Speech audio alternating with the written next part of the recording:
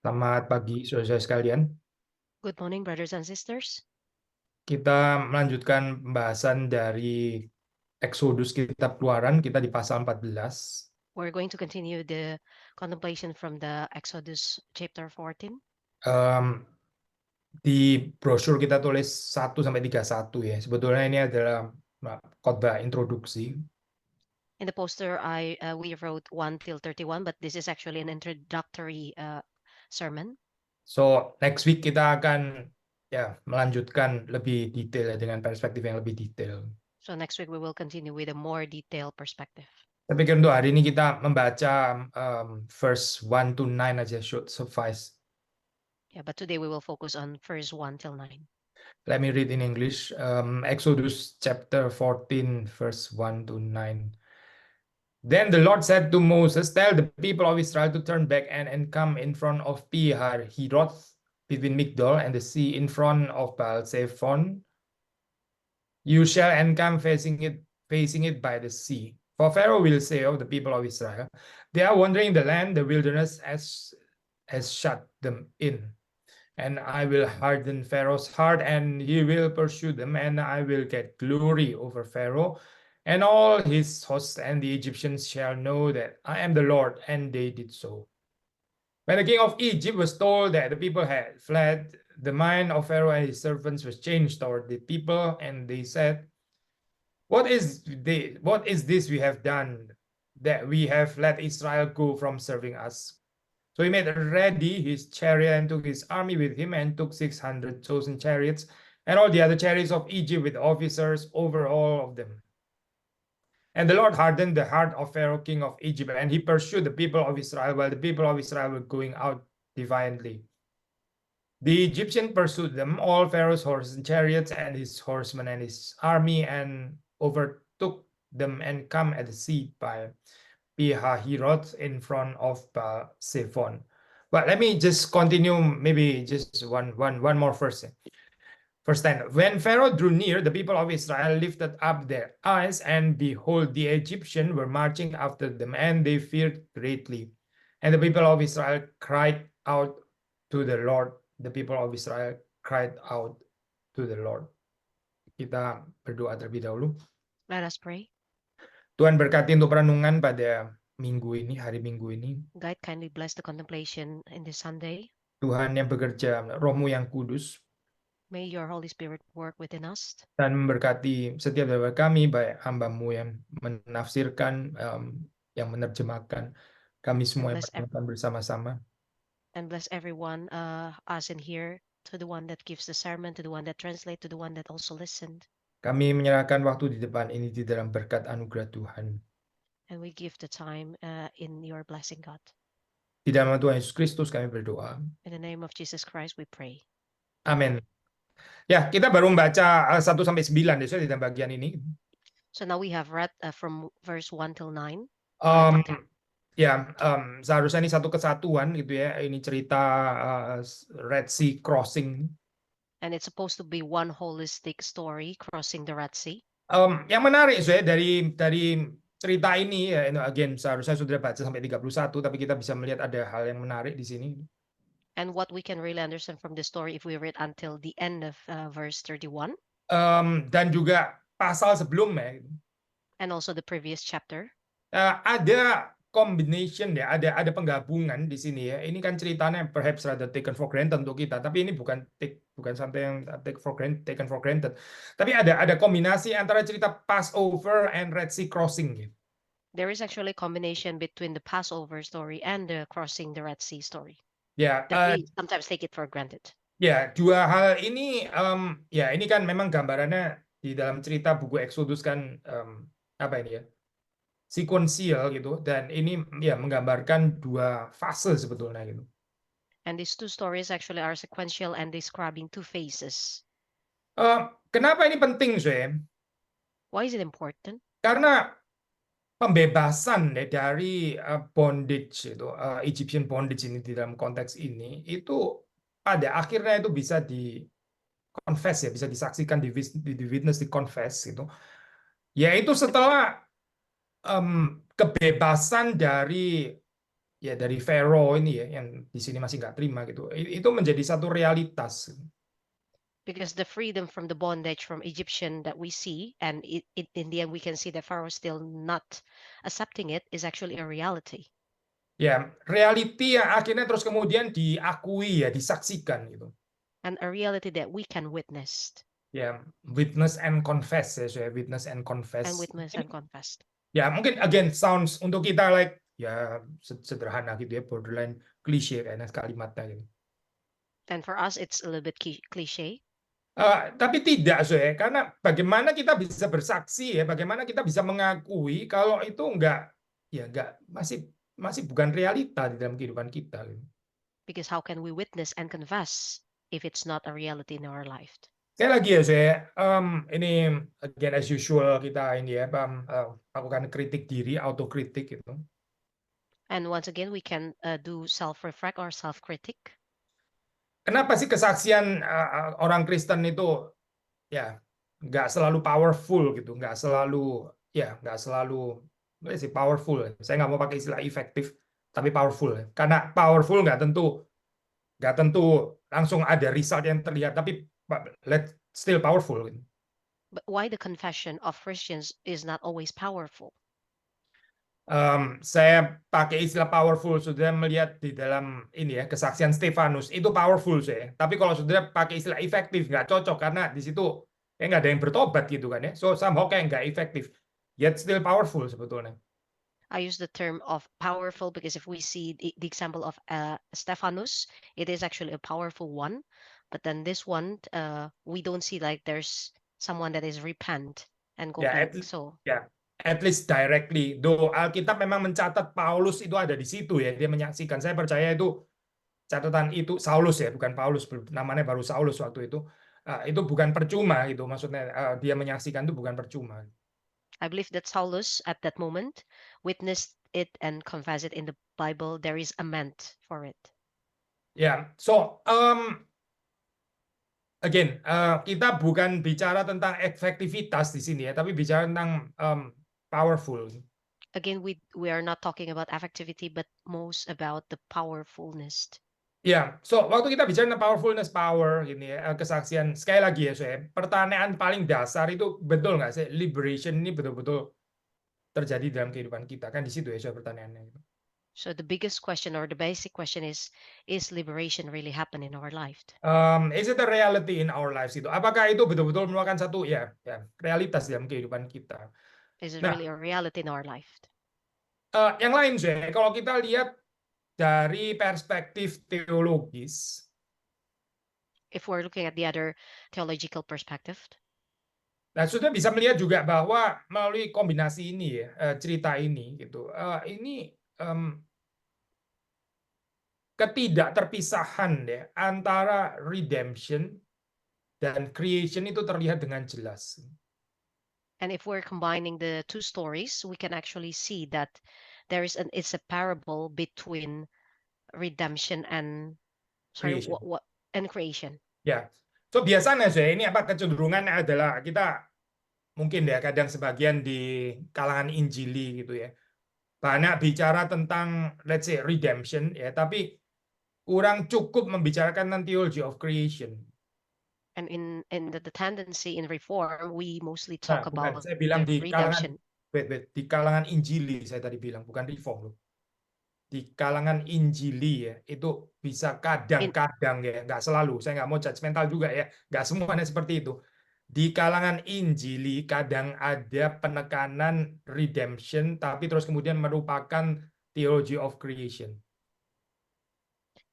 There is a tendency in the evangelism community that we are more focusing on the redemption. The precise term evangelicalism. Evangelism itu penginjilan. Kalau evangelicalism itu ya, in the evangelical circle, sometimes there is a certain tendency that we emphasize only on the theology of redemption, but not enough of the theology of creation.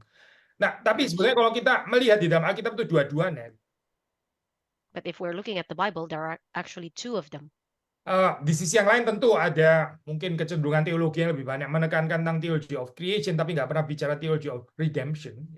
And in the other side, there's also another circle that focus more on the creation of the theological of creation rather than the redemption. Theology of creation ya, atau ya theology of creation lebih daripada redemption theology gitu.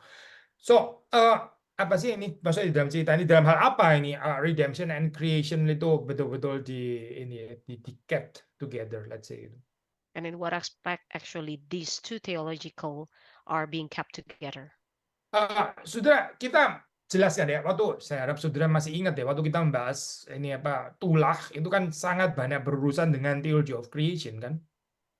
And if we're talking about all the punishment that was given by God, it the was plagues. the plagues. It was talking the plagues. It was talking mostly about the theological of redemption. No, theology of creation. Sorry, theology of creation. Ya, tapi waktu kita bicara di Exodus itself, waktu kita bicara Passover, itu certainly itu about theology of redemption. But if we're talking about the Passover, then it's going to be focused more on the theology of redemption. Dan juga the Red Sea crossing ini again combine both theology of redemption in the sense of the deliverance itself, but also the theology of creation. I will explain later. Oke, saya lanjutkan ya saya. Apa sih itu theology of creation? Sekali lagi ya, mengulang ya ini, refresh gitu. Again, what is the theology of creation?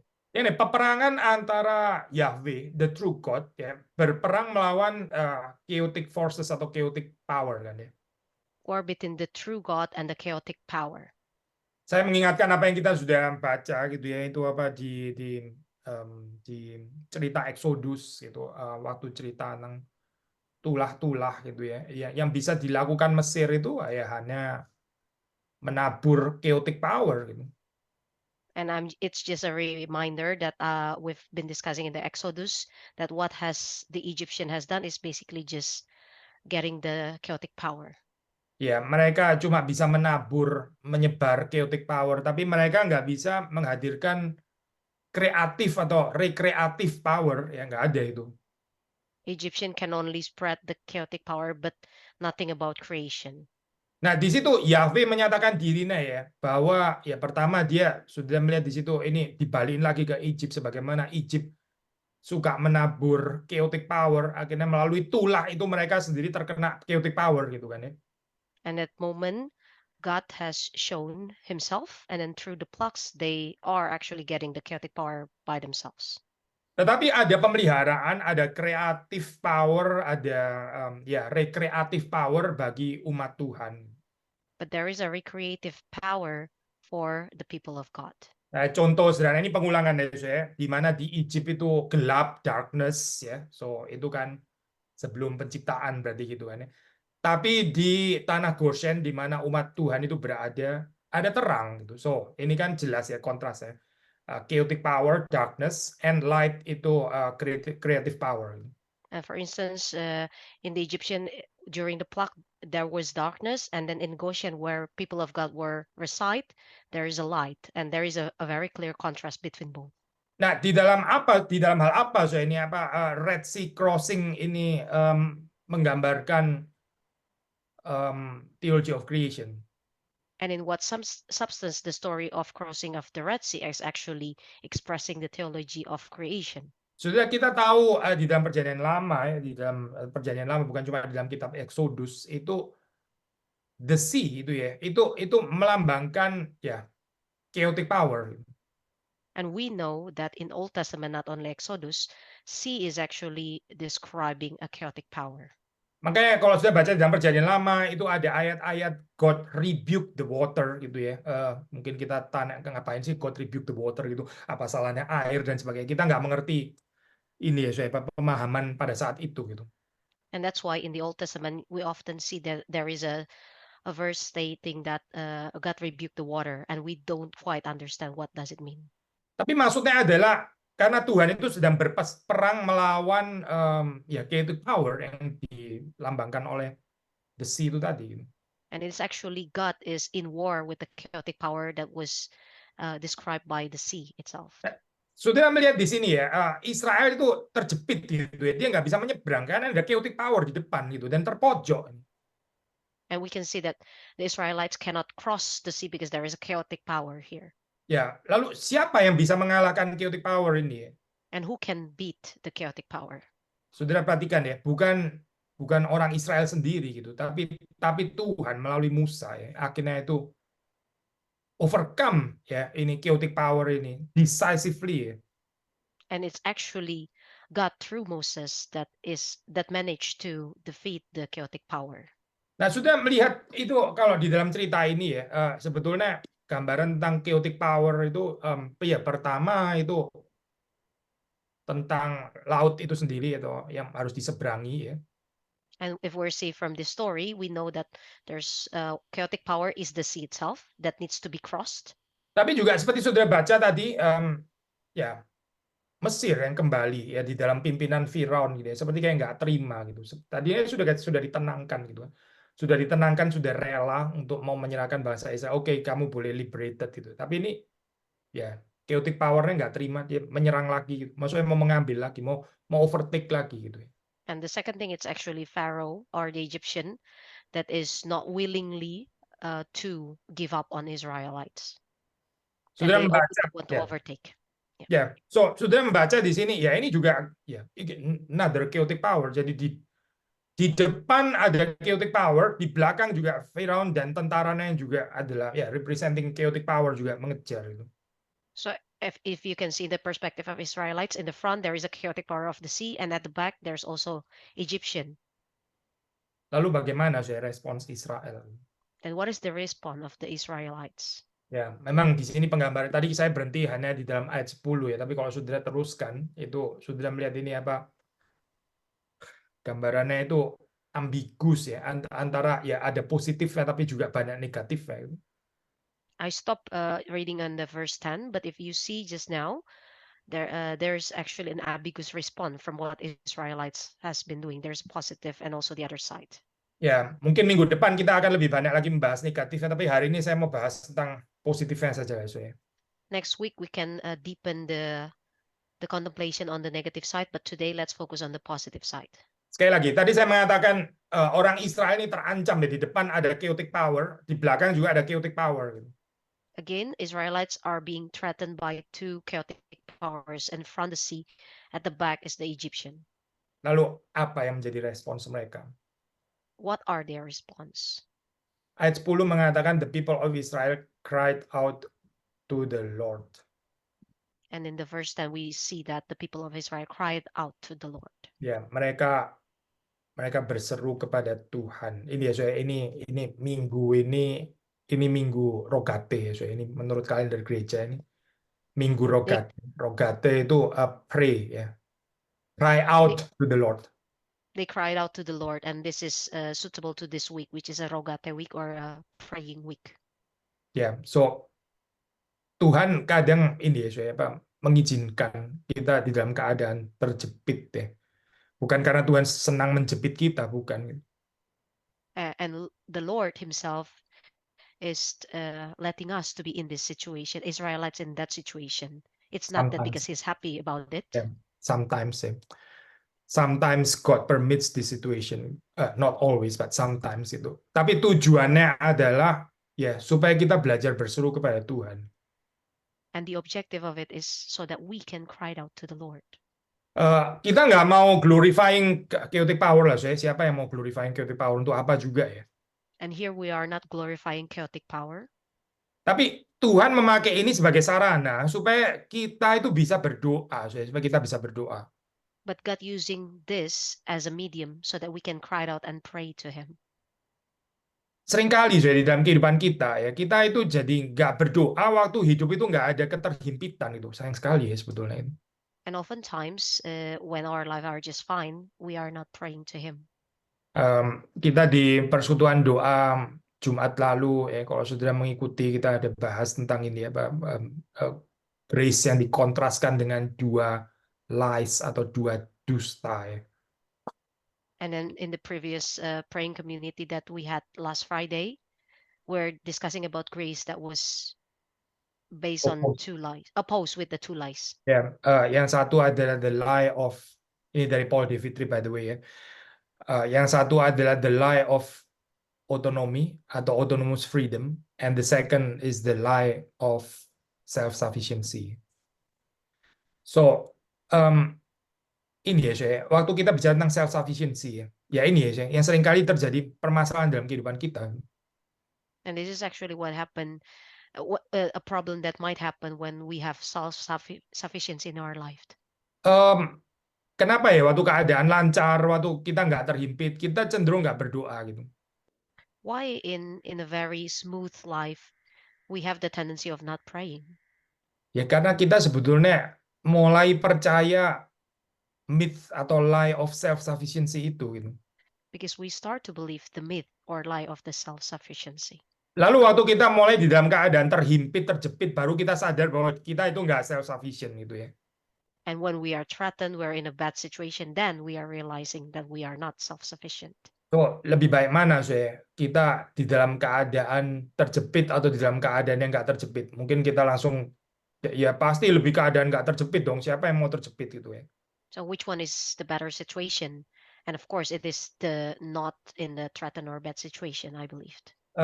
Tapi seringkali justru waktu kita di dalam keadaan tidak terjepit gitu ya, di dalam keadaan yang leluasa gitu ya, kita mulai menghidupi again the myth, the lie of self-sufficiency lagi.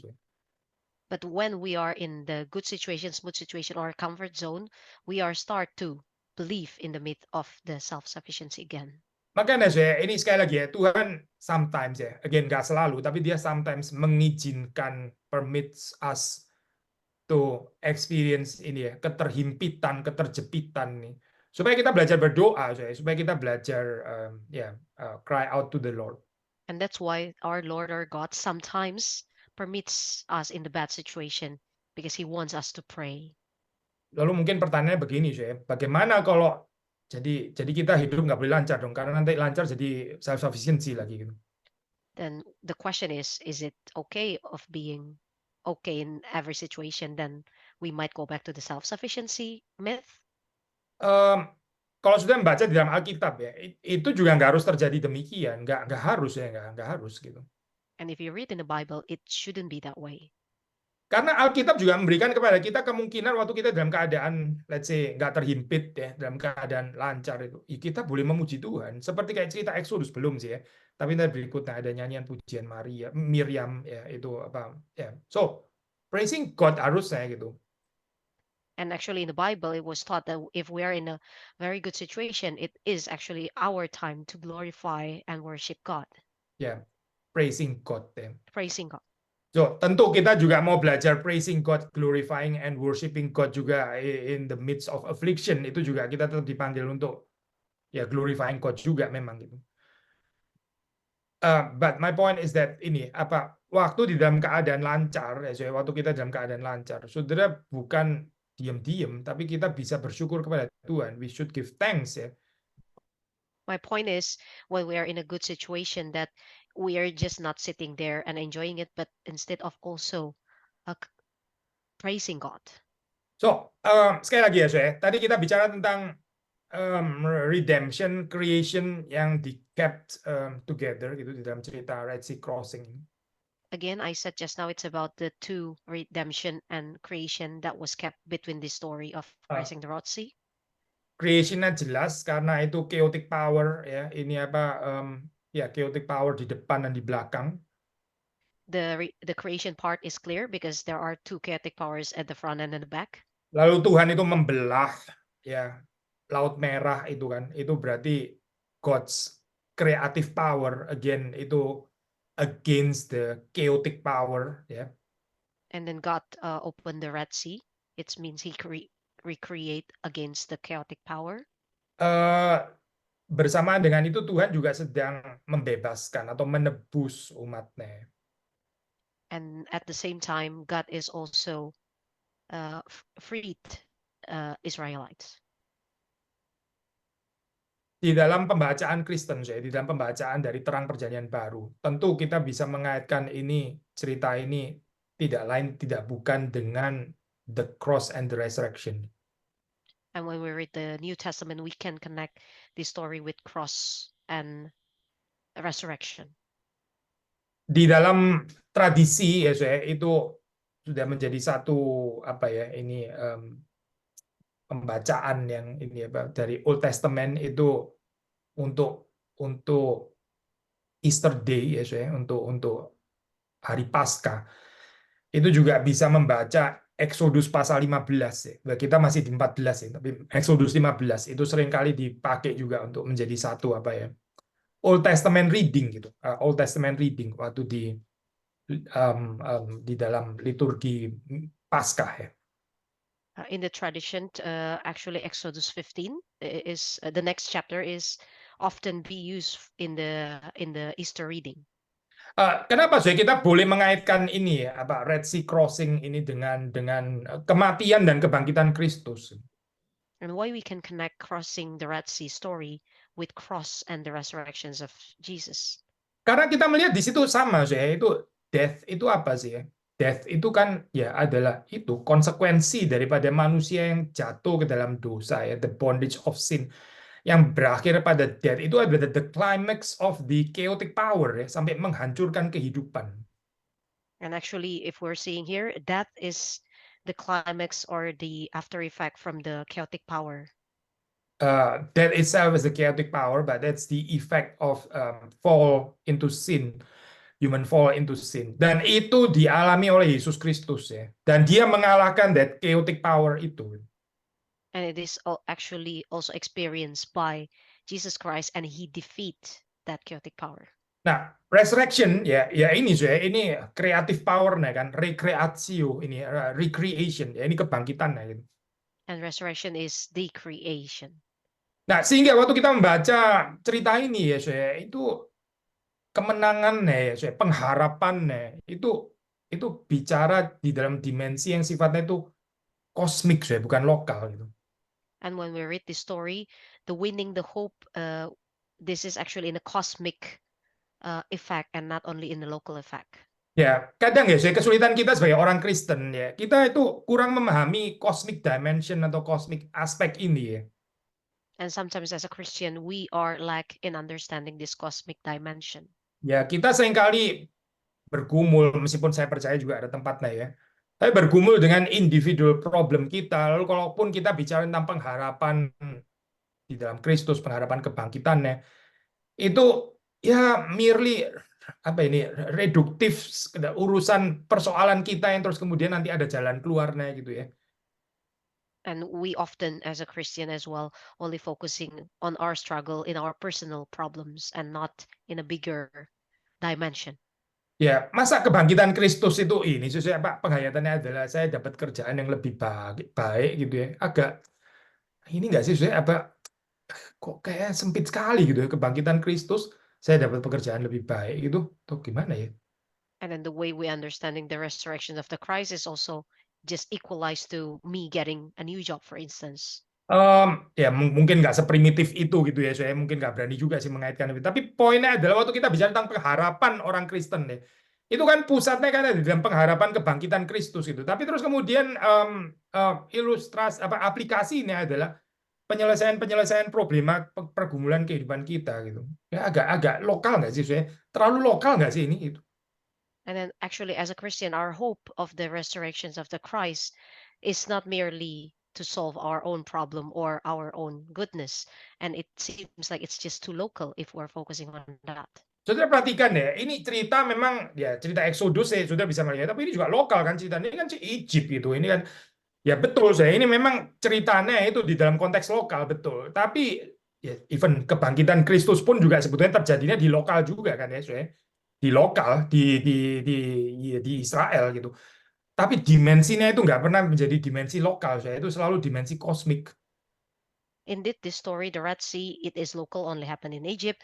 The same thing with the death of Jesus in the cross and its resurrections. But the effect, the dimension is never local. It's a cosmic dimension. Berarti ini apa saya? Berarti saudara dan saya kita perlu keluar saya daripada kehidupan yang melulu ini urusannya tentang apa ini ya problem-problem individu, keluarga dan sebagainya. Bukan karena Tuhan nggak peduli itu sama sekali bukan, tapi karena ini nggak cosmic enough. And that's why for you and I, we need to go out just merely on our personal family problems, but should be beyond that. It's not because God doesn't care, but it's not cosmic enough. Saudara perhatikan di dalam perjanjian lama ya bahwa ini apa itu menyeberangi Red Sea Crossing ini diteruskan ya, sudah bisa membaca di dalam kitab-kitab yang lain misalnya Mazmur. And then if we're looking at in the Old Testament, the story, it can also be read further in other book like Psalm. sorry Pak Mazmur, Psalm. Ya. Misalnya Mazmur 106 ya, lalu terus kemudian ada di 136, Psalm 106, Psalm 306, Psalm 136 ya, oh 136. Psalm 136, Ya, 136. Dan juga di buku Nehemia pasal yang ke-9. and also in the Nehemiah book chapter 9. Kita coba baca mungkin 1-2 ayat ya, saya. Kita buka Mazmur 106 ya. 106 And we can open the Psalm 106. ada 6.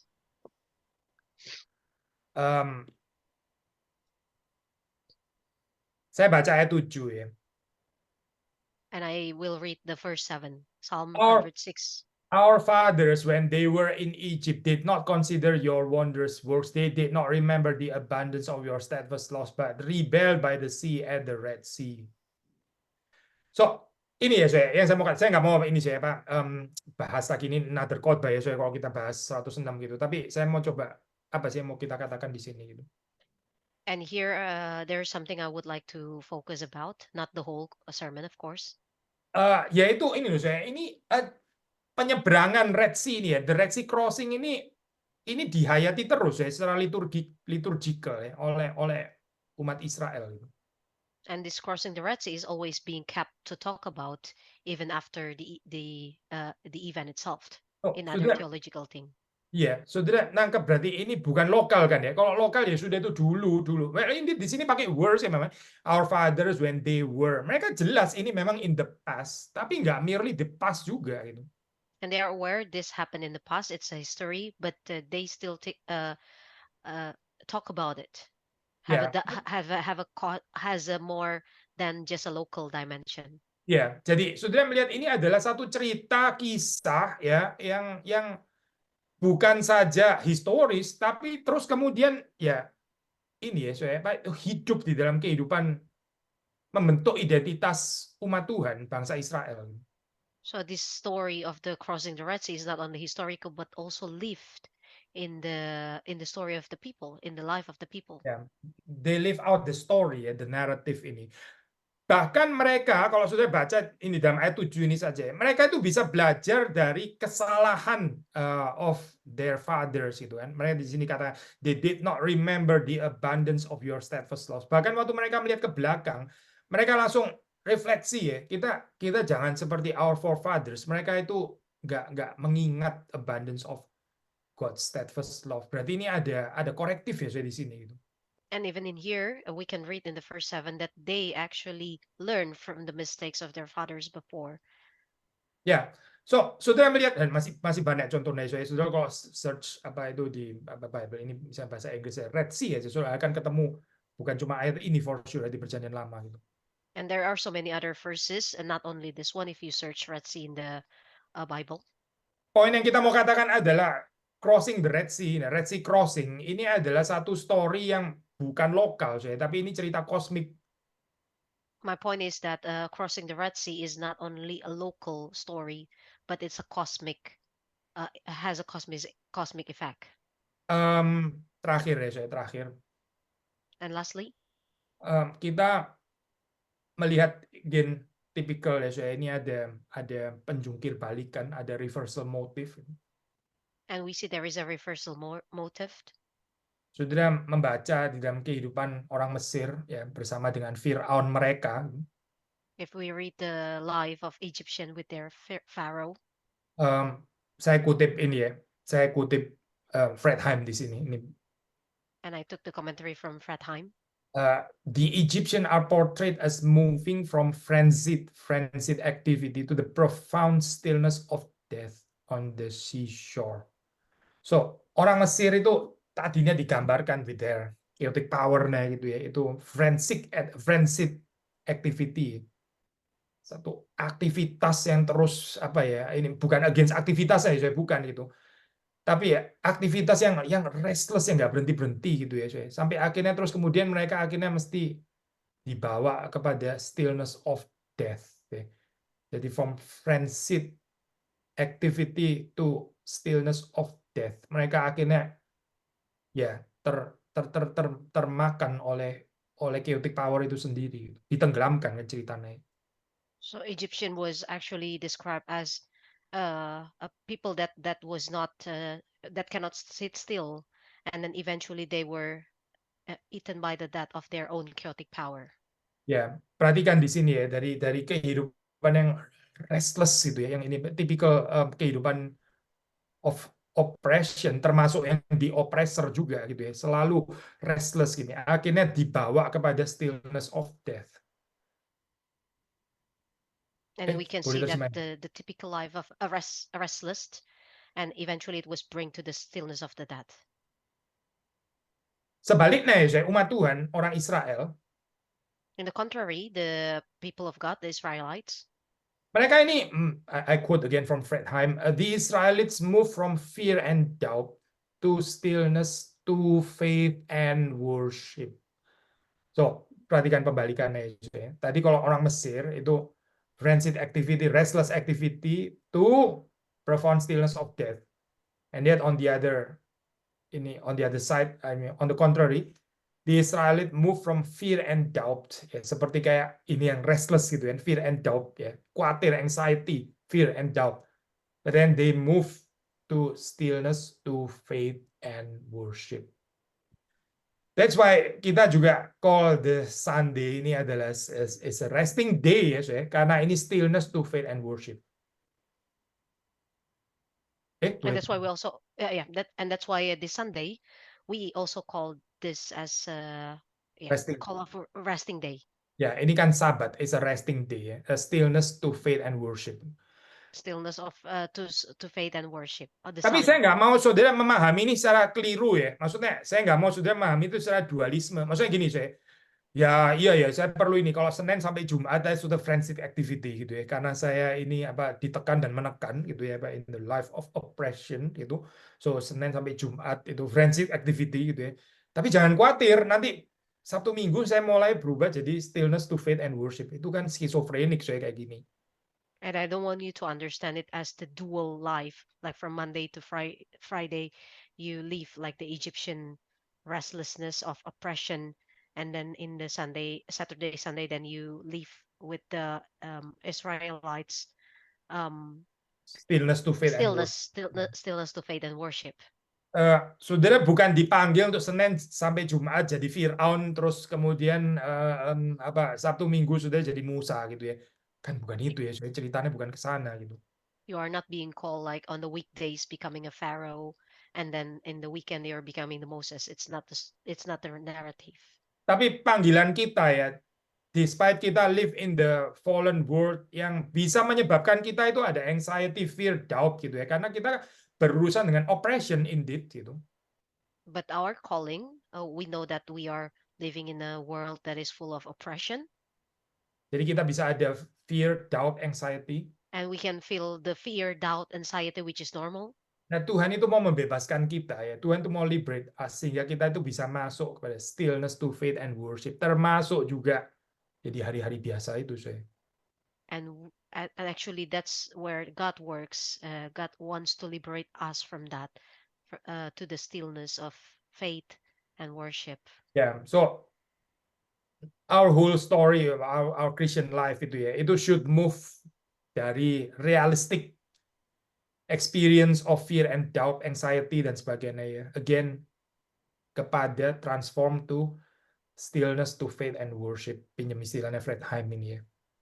And our life as a Christian, we need to move from those fear, doubt, to the stillness of prayer, faith, and worship. Lalu bagaimana dengan Tuhan sendiri ya, ini yang terakhir gitu. So how about with God himself? Ya, again saya kutip Fred Heim. And again, I take it from Fred Heim. God through Moses moves from quiet planning, bukan frantic and frenzied atau restless planning ya, saya bukan gitu, from quiet planning to sharply focus activity to being the object of Israel's praise. So again, Allah sendiri itu planning quietly. And again, God Himself is planning quietly. Ya, ini kan kontras ya, kontras dengan Egyptian Pharaoh yang frenzied activity, restless activity of oppressing the other people. And this is very contrast with what Egyptian has done with the restless, oppressive. Sekali lagi ya, Tuhan itu plan quietly. Once again, God planned quietly. Pada akhirnya orang Israel yang melihat Tuhan, yang bisa mengenal Tuhan, ya, yang mengenal Tuhan, orang Israel itu boleh menjadikan Tuhan objek pujian mereka. And eventually, Israelites who knows their God make God as the object of their worship. Ya, waktu Tuhan itu menjadi objek pujian mereka, objek ibadah mereka, the object of their praise and worship. Itu pasti ada celebration deh, seperti waktu saudara membaca di dalam cerita, belum kita baca sih ya, yaitu nyanyian pujian nanti ya setelah Israel dibebaskan. Itu celebration, itu ada sorak-sorai gitu kan ya, no longer quiet ya. And then when Israel has made God as their object of worship and glorifying and praising, there is actually a celebration, Ya, like in the psalm that ya. was written this. With a lot of noise gitu ya. Baik, nangkep maksudnya ini apa kontrasnya gitu ya. God works through quiet planning, tapi waktu umatnya itu bisa mengenal ini ya, cerita pembebasan Tuhan, ada ya noisy celebration, noisy celebration. So from quiet planning of God, and when Israelite has known this, there is a noisy celebration comes to it. Sekali lagi ya, saya ini apa gambaran itu ya, gambaran apa kontras-kontrasnya. Kalau dari sisi Egypt ya, itu frenzied activity, restless activity, akhirnya masuk kepada stillness of death. And again, the contrast, Egyptian from the restless activity become to the stillness of that. Israel ya, karena hidup being oppressed itu dari fear, doubt, anxiety kepada stillness to faith and worship. And then Israel from the fear, doubt, being oppressed to the faith and worship, Ya, stillness of stillness faith and of worship. faith and worship to the Sabat resting day. Lalu dari Tuhan sendiri ya, Allah sendiri itu plan quietly, quiet planning ya. Tapi setelah dia dikenal oleh umatnya melihat His wondrous works ya, itu umatnya akan celebrate Tuhan itu ya, bukan quietly ya, tapi with a lot of noise, with shout and joy. And from God Himself, it comes from a quiet planning, becoming a very loud celebration because Israelite has known his God and praise Him. So, jadi ini bukan tentang ini, saudara salah memahami kalau jadi sebetulnya lebih benar ini stillness atau stillness quiet atau ribut sih sebetulnya gitu ya, atau noisy gitu ya. Yang mana sebetulnya lebih benar gitu ya? Bukan itu karena saudara lihat di sini ya. Stillness bisa untuk orang Israel, stillness to faith and worship, tapi untuk Mesir itu bisa stillness, but stillness of death. So ini bukan masalah stillness itu always stillness and quiet always lebih preferable, lebih menurut kehendak Tuhan daripada ini ya, daripada itu apa loud noise, bukan. So it's not about which one is better. Is it the stillness or is it the loud celebration? It's actually what kind of stillness and what kind of loud noise it was making. For Ya. instance, Egyptian here is actually a stillness of death, and then Israel is in the contrary. It's a stillness to the faith and worship. Yang lebih penting daripada urusan ini ya, jadi pilihannya itu apa, stillness atau ribut gitu ya, atau noise, shout and joy. Yang lebih penting itu adalah apakah kehidupan saudara dan saya ini dikuasai oleh narasi pembebasan Tuhan, ya, God's liberative story, atau kita dikuasai oleh naratif oppressionnya Pharaoh. What's more important aside from this two is actually that whether your life and my life is being led by the God's liberative story or by the Pharaoh's oppressive story. Kiranya Tuhan memberkati kita semua. May God bless each one of us. Mari kita masuk dalam doa. Let us pray. Tuhan, kami bersyukur untuk apa yang kami renungkan pada hari ini. Thank you for the contemplation today, God. Tuhan, sekali lagi kami mohon Roh-Mu yang kudus boleh terus menjelaskan di dalam kehidupan kami. May your Holy Spirit can always let our way in our life, Dan kami boleh semakin mengerti dan menaati kehendak Tuhan. and we may always understand your will. Kami bersyukur untuk cerita Exodus ini yang bukan hanya terjadi in the past, We give thanks for the story of Exodus that's not only happened in the past, tapi juga menjadi satu story yang kami boleh hidupi di sini dan sekarang. but also a story that we can live for here and now. Kami berdoa sekali lagi supaya kami boleh terus bertumbuh di dalam pekerjaan kreatif power Tuhan. And we pray so that we can always grow in the recreative power of you, God. Di dalam nama Tuhan Yesus Kristus kami berdoa, kami bersyukur. In the name of Jesus Christ, we pray and give thanks. Amin. Amen.